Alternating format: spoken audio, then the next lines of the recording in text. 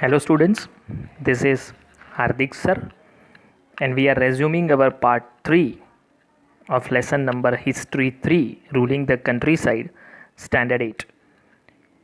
On page number 31 you will find the title Why the Demand for Indian Indigo. So as you can find there was a high demand of indigo, particularly Indian indigo. We can say that in Britain the amount of indigo which was imported from other countries, in that the proportion of Indian indigo was raised up to 95 percentage. We will be seeing further in the part, but as you can now understand high demand, I want to say high, it means 95 percentage of import was from Indian indigo, so that you can understand that there was a very high demand of Indian indigo. The tropical climate is good for indigo plantation. What do you mean by the word plantation? On page number 31 you have a definition. A large farm which is operated by a planter employing various forms of forced labor. Means there will be one person who will be controlling the land and other laborers, and such plantations are associated with the production of coffee, sugarcane, tobacco, tea and cotton. That means the cash crops.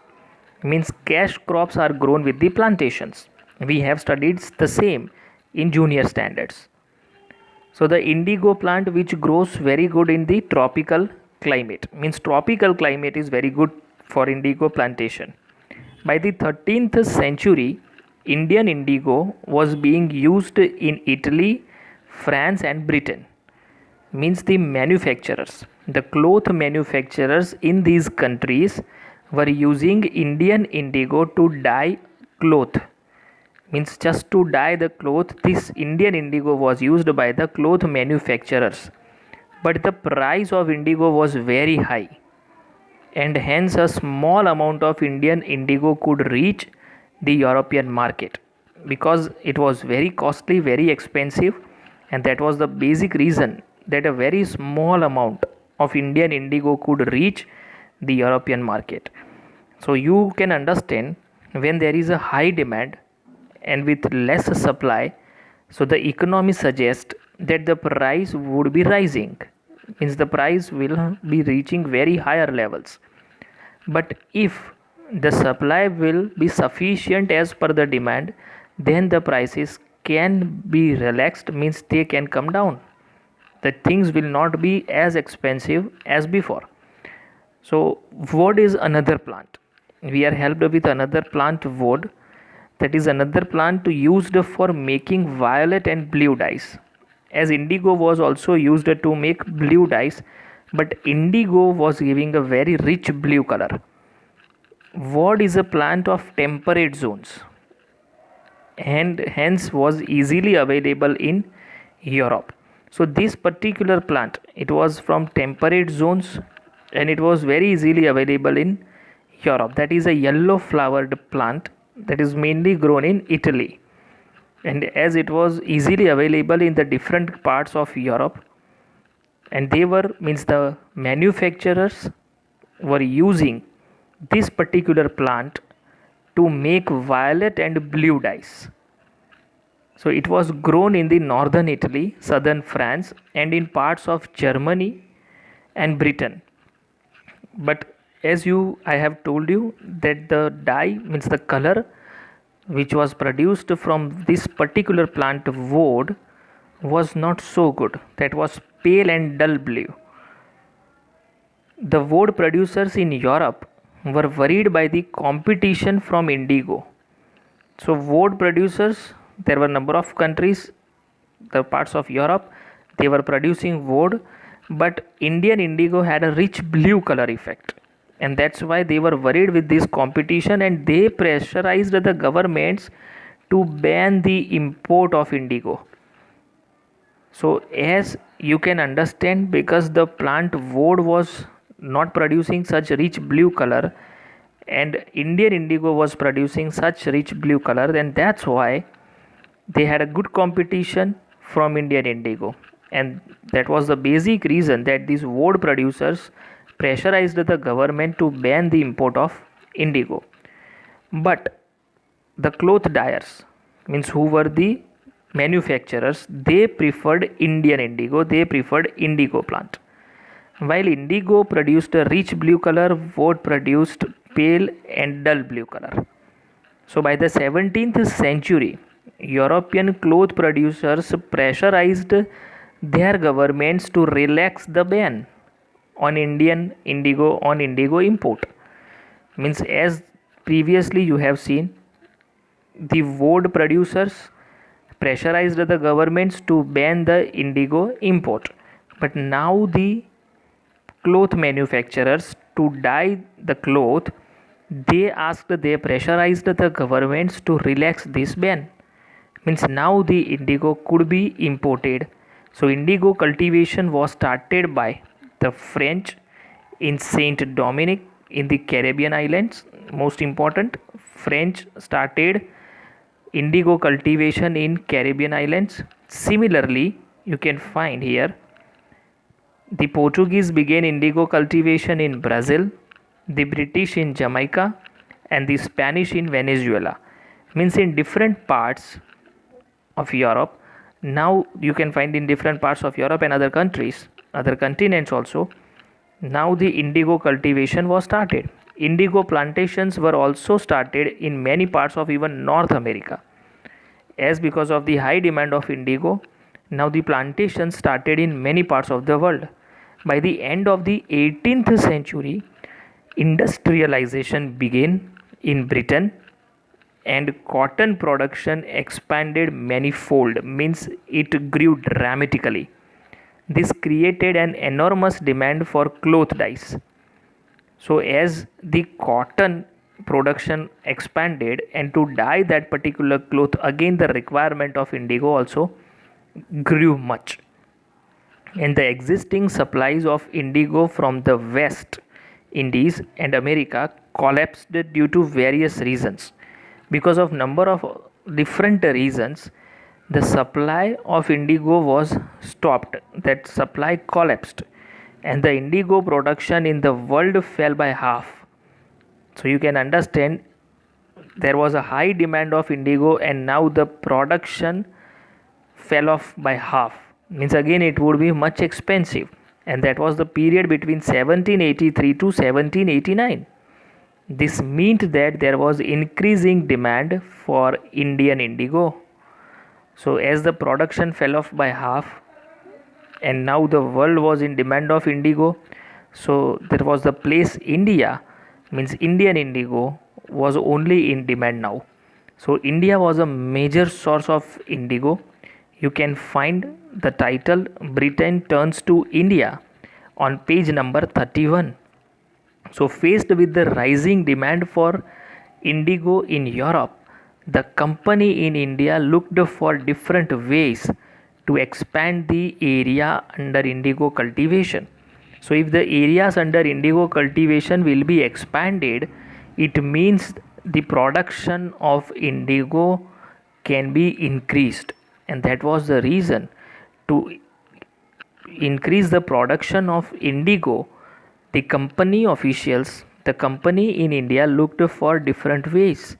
From the last decades of the 18th century, indigo cultivation in Bengal expanded rapidly, and Bengal indigo came to dominate the world market. So in the last decades of 18th century, the area under cultivation, as you can find here, was expanded, and that was the basic reason the production of indigo increased a lot, and Bengal indigo came to dominate the world market. Means now it was in demand globally. In 1788, only about 30% of the indigo imported into Britain was from India. You can come to know in 1788 only 30%. But by 1810, the proportion had gone to 95%. As I told you in the beginning, the high demand, that means the import of Indian indigo was up to 95%. The proportion reached up to 95%. As the indigo trade grew, because now you can find there were many planters, they were growing indigo and it was being traded in different European countries. And because of the growth in the indigo trade, commercial agents, means the agents of company, and also the officials of the company began investing in indigo production. They also started to trade with indigo production. Over the years, many company officials left their jobs to look after their indigo business. Means the business of indigo was at certain heights, we can say, and that's why the company officials preferred to leave their jobs and look after the business of indigo. So, attracted by the prospects of high profits, numerous Scotsmen and Englishmen, the other people from Scotland and England, they came to India and became planters. Means they invested huge money to acquire the land to produce indigo. Those who had no money to produce indigo, they also could get loans from the company and the banks that were coming up at the time. It means we can come to know that as Britain comes to India for indigo, there were rising demand for indigo in Europe, and company had to now expand the area of indigo cultivation, because we can find as soon as they expanded the area under the indigo cultivation, so from 1788 to 1810 we can find a huge growth of import of indigo in Europe. And as this trade grew, many people were attracted to this business, indigo business. And for doing this business, for looking after this business, many of the company officials also left their jobs, and many people came from England to start their career as planters. And if they had no money, they were given the loans by the company or the banks which were coming up at the time. So after going through all these things, if you are still not clear, if you have any doubt query, you can go through your textbook, also can ask the question in comment and then answer the following questions. You can pause the video while answering the questions.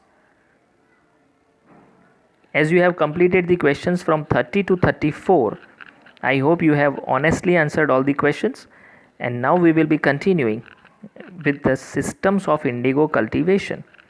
On page number 32, you will find the title, How was indigo cultivated? So there were two main systems of indigo cultivation. They were Nij and Raiti. So Nij system, we will learn the first, Nij cultivation. Within the system of Nij cultivation, the planter produced the indigo in lands that he directly controlled. Means the planter had a direct control over the land. How he gained the control? He either bought the land or rented it from the other zamindars.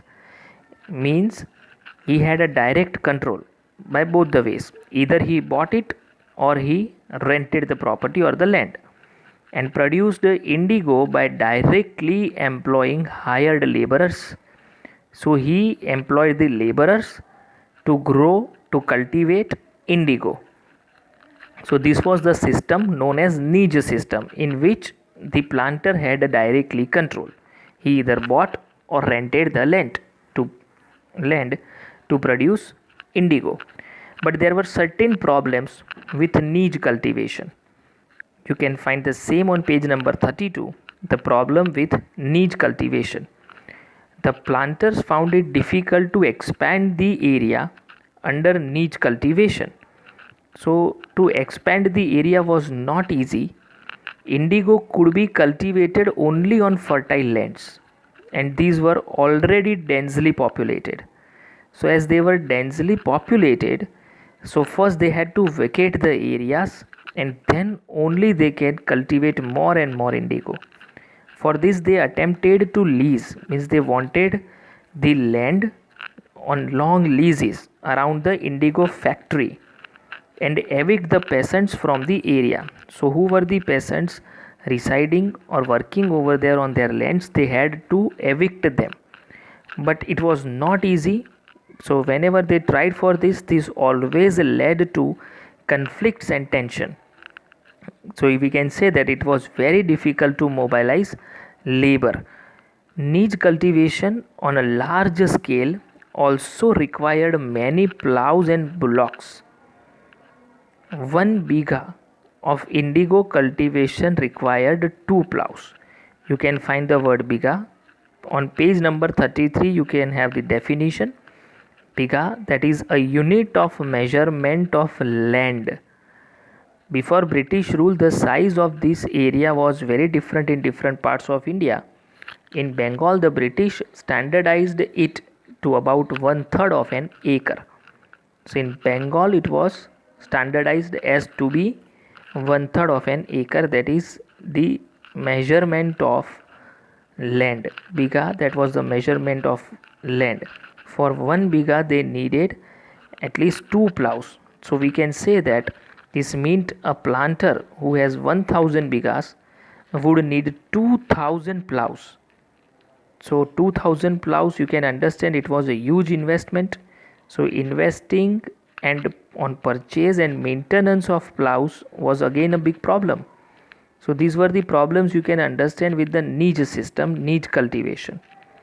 Till the 19th century, till the late 19th century, planters were therefore reluctant to expand the area under niche cultivation. Less than 25% of the land producing indigo was under this system. So 25% of land producing indigo was under niche system. So other, we can come to know the other land, other 75% was under an alternative mode of cultivation, and that was the Raiti system. So next we will find something about the Raiti, but before that, if you are asked to answer the problems with niche cultivation, you have the answers according to the point, so you can present it in a proper way. So indigo, as it could be only cultivated on fertile lands and they were densely populated and small plots could be acquired, so this made it difficult to expand. So they, means the planters, attempted to lease in the land around the indigo factory, but to vacate the place, to evict the peasants from the area, resulted into conflict and tension. A large plantation also required large number of workers. Work at indigo plantation coincided with the time when peasants were busy with rice cultivation. Hence, mobilizing labor to indigo cultivation was also a very difficult task. So these were the problems of niche cultivation. Next, we are helped with the Raiti system. So the Raiti system, under this system, indigo cultivation was done by the rats. The planters made the rats to sign a contract or an agreement. We can say that they had to sign a contract, and what was this contract about, you will find. Sometimes they, means the planters, pressurized the village headmen to sign the contract on behalf of the rats. Rats means the cultivators. So this was the system in which the planters had a contract with the cultivators. After signing the contract, the rats got cash advances from the planters. Means in advance they will receive some sort of cash payments. But after taking the loan, the rat was committed to grow indigo on at least 25% of his land holding. Means on another part he can grow whatever he wanted to, but at least on 25% of his land holding he had to grow indigo. Seeds and drills were provided by the planter.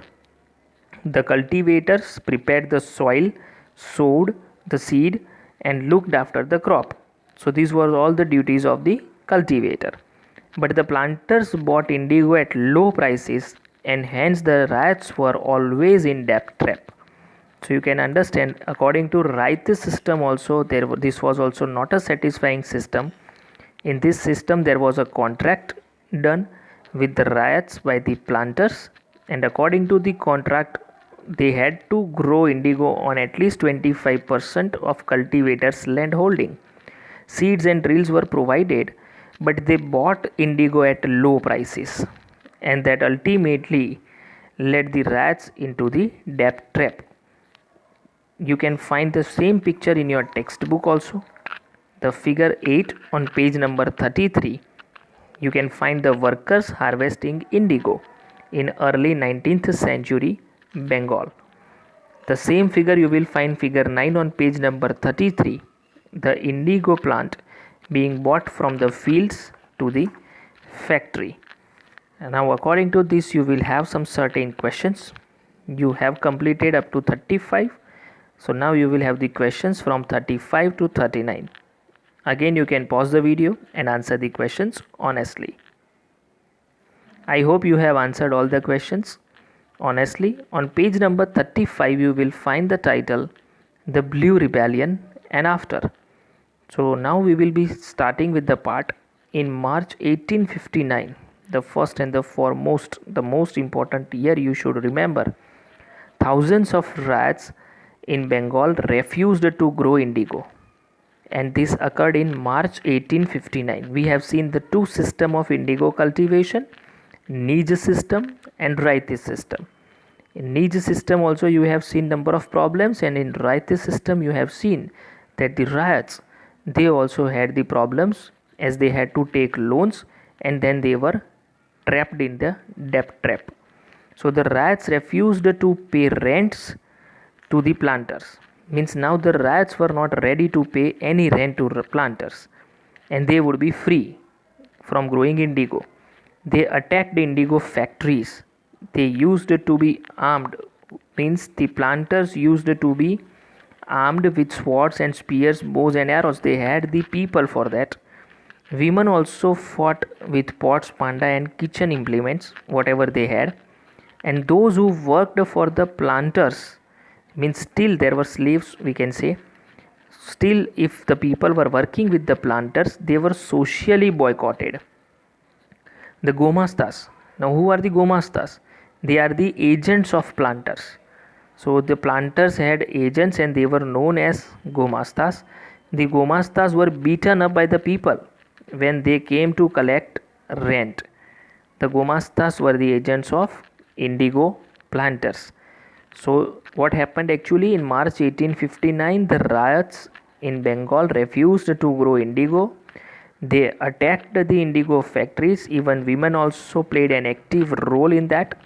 Still, if someone was working with planter or working for the planters, they were socially boycotted. The Gomastas were also beaten up, who were the agents of indigo planters. In many villages, headmen mobilized the indigo peasants against the Lathials. You can find the word Lathials. Now who were these Lathials? So Lathials were the people, they were known as the lathi wielding strongmen maintained by the planters. Lathi wielding, you can understand from lathi, you can understand the word. So these Lathials, the headmen, actually they were angry because the headmen were angry because they had been forced to sign indigo contract. So in many villages, headmen mobilized the indigo peasants against the Lathials. So as Lathials, they had the lathis, you can understand, lathi wielding strong men who were maintained by the planters. So the headmen mobilized, means helped the villages against these Lathials. And the headmen were angry because they had been forced to sign indigo contract. Some zamindars were angry with the increasing power of the planters. So now you can see they had the Gomastas, they had the Lathials to get their work done, and this actually they were not happy with this. So these some zamindars were angry with the increasing power of the planters and at being forced to give them land on long leases. So their land for long leases the planters wanted, and for that also they were using such ways, means the Gomastas and the Lathials.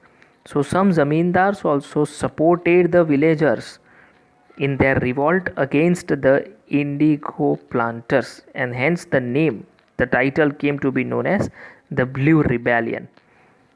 So this is what about the Blue Rebellion you can understand. In March 1859 whatsoever happened, Lathials, they were these strong lathi wielding men maintained by the planters. They used them, but this resulted in some negative sides. You can see the headmen were also angry and the zamindars were also angry because the power of planter now was increasing. After the revolt of 1857, which we will be studying in further lessons, so the revolt of 1857, which we can term as the first independence struggle of India. So after the revolt of 1857, the British government was worried about the possibility of another popular rebellion that there could be, and in 1859 there was Blue Rebellion. So when the news of Indigo revolt spread, the lieutenant governor toured the region in the winter of 1859. This was seen as a sign of sympathy by the riots. They began to believe that the British government would support them in their struggle.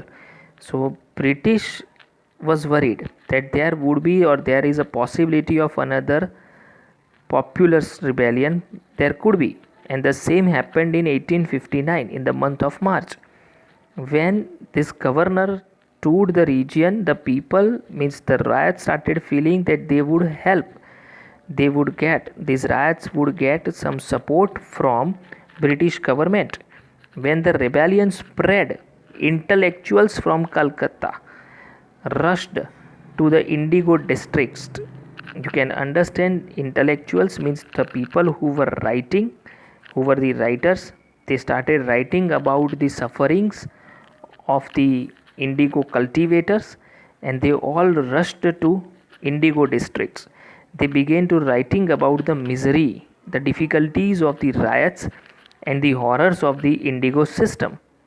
So thus now they presented their situation, the words. Now the other people also came to know about this.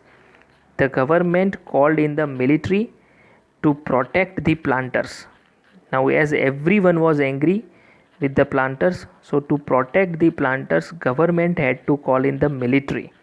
The Indigo Commission was also set up by the British government to inquire into the system of indigo production. So the Indigo Commission was also set up. You can understand the matter was very high. It asked the riots to fulfill their existing obligations, and then they were free to cultivate whatever they wished. Means they had to fulfill the obligations, means if they had taken up any loan, they had to fulfill it, they had to repay it, and then they were free to cultivate whatever they wished. So now you will have some sort of questions. You will have the questions from 40 to 45. These are the last questions, and after these questions you will find the answer key. So here you can find the answer key. So honestly check with your answers. If you have any query, any doubt, you can also ask in comment. And the most important, please write your score also in comment. Thank you. Keep learning.